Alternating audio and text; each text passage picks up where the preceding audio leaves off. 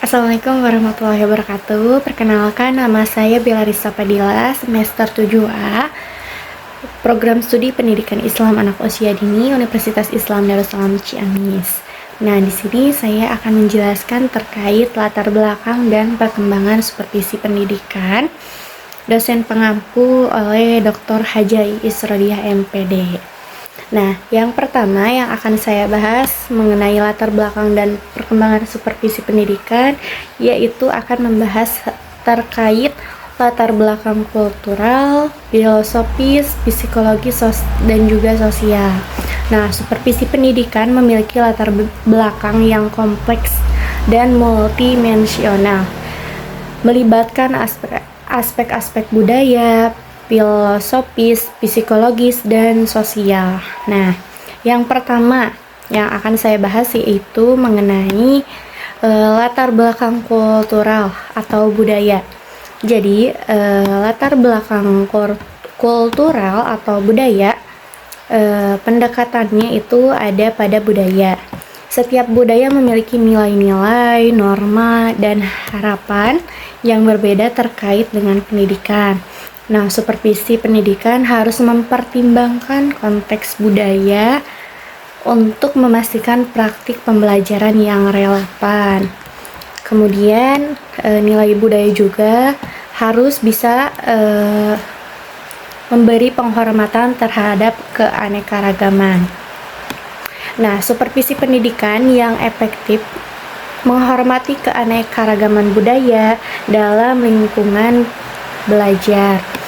Nah, harus mempertimbangkan, menghargai prasangka budaya dan mengikuti keragaman sebagai sumber kekayaan. Nah, latar belakang filosofis. Nah, ada juga latar belakang filosofis. Biasanya di dalam latar belakang filosofis ada filosofis pendidikan. Nah, pandangan filosofis tentang tujuan pendidikan dan peran institusi pendidikan mempengaruhi cara supervisi diartikan dan diterapkan. Filosofis seperti perennialisme, progresivisme, esensialisme, dan konstruktivisme mempengaruhi pendekatan supervisi itu sendiri. Nah, kemudian ada latar belakang psikologis. Nah, jadi pemahaman tentang perkembangan manusia itu, pemahaman tentang tahapan-tahapan perkembangan manusia, terus termasuk aspek kognitif, sosial, dan emosionalnya penting dalam mengawasi pendidikan yang sesuai dengan tingkat perkembangannya. Terus psikologis juga lebih ke kognitif dan motivasi. Nah, pengetahuan tentang psikologis kognitif dan teori motivasi membantu supervisor dalam merancang metode pengajaran yang memaksimalkan pemahaman dan motivasi siswa. Nah, untuk yang terakhir ada latar belakang sosial. Nah, konteks sosial pendekatan atau faktor-faktor sosial seperti lingkungan, ekonomi, etnis, dan struktur keluarga mempengaruhi cara siswa belajar dan berinteraksi dalam konteks pendidikan. Nah, ada pula terkait latar belakang sosial, yaitu adalah keadilan pendidikan. Nah, supervisi pendidikan juga harus mempertimbangkan aspek keadilan sosial, memastikan bahwa semua siswa memiliki kesempatan yang sama untuk belajar dan berkembang bersama. Nah, semua latar belakang ini saling terkait dan berinteraksi dalam praktik supervisi pendidikan. Nah, supervisor juga harus efektif, harus mampu mengembangkan dan menyesuaikan pendekatan mereka dengan berbagai faktor budaya, filosofis, psikologis, dan sosial yang mempengaruhi proses pendidikan. Dengan demikian, supervisi pendidikan akan lebih kontekstual, relevan, dan juga berdampak positif terhadap siswa dan pendidik. Nah, yang selanjutnya itu ada latar belakang pertumbuhan jabatan dalam supervisi pendidikan. Apa itu latar belakang pertumbuhan jabatan dalam supervisi pendidikan? Nah, kita akan bahas terkait itu. Dalam supervisi pendidikan berkaitan dengan perkembangan dan evolusi peran supervisor pendidik dari waktu ke waktu. Nah, pertumbuhan jabatan ini dipengaruhi oleh beberapa faktor, termasuk perubahan dalam pendidikan itu sendiri, perkembangan teori pendidikan, pergeseran paradigma, dan tuntutan masyarakat terhadap kualitas pendidikan. Nah, ada beberapa poin yang akan saya jelaskan mengenai latar belakang pertumbuhan jabatan dalam supervisi pendidikan. Yang pertama yaitu ada perkembangan pendidikan dan kebutuhan supervisi. Dalam perkembangan pendidikan, kebutuhan untuk memastikan kualitas pembelajaran dan pengaruhan yang efektif semakin mendesak. Nah, kemudian ada dengan semakin kompleksnya metode pengajaran, perkembangan kurikulum, dan perubahan dalam paradigma pendidikan, tuntutan untuk pengawas dan pemantauan kinerja pendidikan semakin meningkat. Terus ada yang kedua yaitu perubahan paradigma pendidikan. Perubahan dalam pandangan tentang pembelajaran. Misalnya, peralihan dari pendekatan yang bersifat transmisi informasi ke pendekatan yang berfokus pada konstruksi pengetahuan oleh siswa, memengaruhi bagaimana supervisi pendidikan diimplementasikan. Terus kemudian ada paradigma pendidikan yang berpusat pada siswa, mendorong pendidik untuk berfokus pada fasilitas pembelajaran, dan ini menentukan dukungan dan pembinaan yang tepat. Yang ketiga yaitu ada menurut perkembangan teori pendidikan dan psikologis.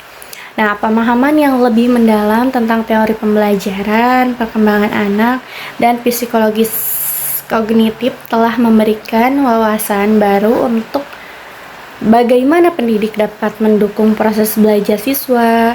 Supervisi pendidik semakin terinformasikan oleh pengetahuan ini untuk membantu pendidik dalam merancang strategi pengajaran yang lebih efektif. Nah, kemudian supervisi pendidikan makin terinformasikan oleh pengetahuan ini untuk membantu pendidik dalam merancang strategi pengajaran yang lebih efektif.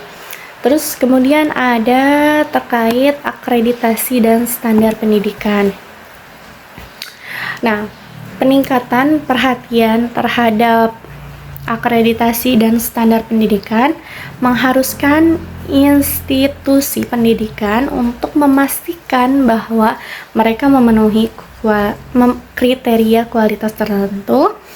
Supervisi pendidikan menjadi alat yang penting dalam memastikan bahwa standar ini tercapai dan dipertahankan. Nah, kemudian ada tantangan dalam pendidikan modern. Jadi, untuk tantangannya yaitu ada perubahan dalam teknologi, globalisasi, dan munculnya tantangan-tantangan sosial, ekonomi, mempengaruhi bagaimana pendidik harus mempersiapkan siswa untuk masa yang akan datang atau masa depan. Nah, supervisor harus memahami tantangan ini dan membantu pendidik mengatasi mereka. Yang keenam, yang terakhir ada pengembangan profesional pendidik. Nah, pengembangan profesional pendidik semakin diakui sebagai bagian integral dari kualitas pendidikan. Nah, supervisor memiliki peran dalam memfasilitasi pengembangan profesional pendidik agar mereka terus meningkatkan keterampilan dan pengetahuan mereka. Nah, dalam sumbangan peranannya untuk menciptakan lingkungan yang berkualitas, pertumbuhan jabatan dan supervisi pendidikan terus berkembang sesuai dengan kebutuhan pendidik dan perkembangan teori dan praktik pendidiknya. Terus kemudian ada latar belakang pertumbuhan jabatan dan dalam supervisi. Nah, latar belakang pertumbuhan jabatan dalam supervisi mencakup perkembangan sejarah, perubahan dalam organisasi dan tuntutan yang semakin kompleks. Terus ada yang pertama yaitu perkembangan fungsi dan spesialisasi. Nah, seiring dengan pertumbuhan organisasi dan kompleksitas tugas-tugas yang harus diatasi, muncul kebutuhan untuk mengembangkan peran yang lebih berfokus dan terpisah seperti supervisor. Supervisi menjadi penting untuk memastikan kualitas, efisiensi, dan kesesuaian dalam berbagai aspek organisasi. Nah, yang kedua ada perubahan lingkungan kerja. Nah, perubahan lingkungan kerja dalam lingkungan kerja seperti kemajuan teknologi, globalisasi, dan perubahan sosial. Nah, mempengaruhi cara kerja dan kebutuhan organisasi itu sendiri. Nah, supervisi dapat berkembang untuk mengatasi tantangan dan peluang yang dihadapi oleh organisasi itu sendiri. Nah, kemudian ada kompleksitas tugas dan fungsi. Jadi tantangan yang semakin kompleks dan beragam yang dihadapi oleh organisasi menentukan peningkatan dan pengawasan. Tugas-tugas yang lebih kompleks memerlukan koordinasi yang lebih baik, evaluasi yang lebih mendalam, dan juga pemahaman yang lebih baik tentang efisiensi dan efektivitas tersebut. Kemudian ada penekanan pada kualitas dan akuntabilitas. Meningkatnya tuntutan terhadap kualitas dan akuntabilitas dalam berbagai sektor. Nah, termasuk bisnis, pendidikan, dan layanan publik. Nah, mendorong kebutuhan untuk pengawasan yang lebih ketat dan evaluasi yang lebih teliti. Terus ada poin yang kelima yaitu peningkatan kompleksitas teknologi dan sistem informasi. Nah, penggunaan teknologi dan sistem informasi yang semakin canggih dan operasi organisasi memerlukan pengawasan yang lebih terarah untuk memastikan bahwa sistem ini berfungsi dengan baik dan aman. Nah, yang keenam ada pentingnya pengembangan karyawan. Jadi peningkatan kesadaran tentang pentingnya pengembangan karyawan dan peran pengawasan dalam membantu pengembangan karir dan keterampilan karyawan juga berkontribusi pada pertumbuhan jabatan supervisi. Nah, kemudian masih ada ya guys, perubahan dalam pendekatan manajemen. Paradigma manajemen yang berkembang dan model otoriter ke model berbasis partisipasif dan kolaboratif juga mempengaruhi bagaimana supervisi diterapkan. Supervisi itu tidak hanya melakukan perintah, tetapi juga bekerja sebagai fasilitator dan pembimbing. Nah, yang kedelapan ada akreditasi dan standar profesionalisme. Nah, dalam beberapa industri dan profesi, akreditasi dan standar profesionalisme yang ketat menekankan pentingnya pengawasan yang efektif untuk memenuhi standar tertentu. Yang kesembilan ada dinamika organisasi dan struktur organisasi. Nah, perubahan dalam dinamika organisasi seperti pertumbuhan, restrukturisasi, atau perubahan tujuan organisasi dapat memengaruhi bagaimana peran supervisi berkembang. Nah, jadi pertumbuhan jabatan dalam supervisi mencerminkan dalam kebutuhan organisasi dan lingkungan kerja yang semakin kompleks. Nah, supervisi sebagai alat untuk memastikan efektivitas, efisiensi, akuntabilitas. Nah, terus berkembang untuk menjawab tuntutan perkembangan dunia kerja atau dunia organisasi.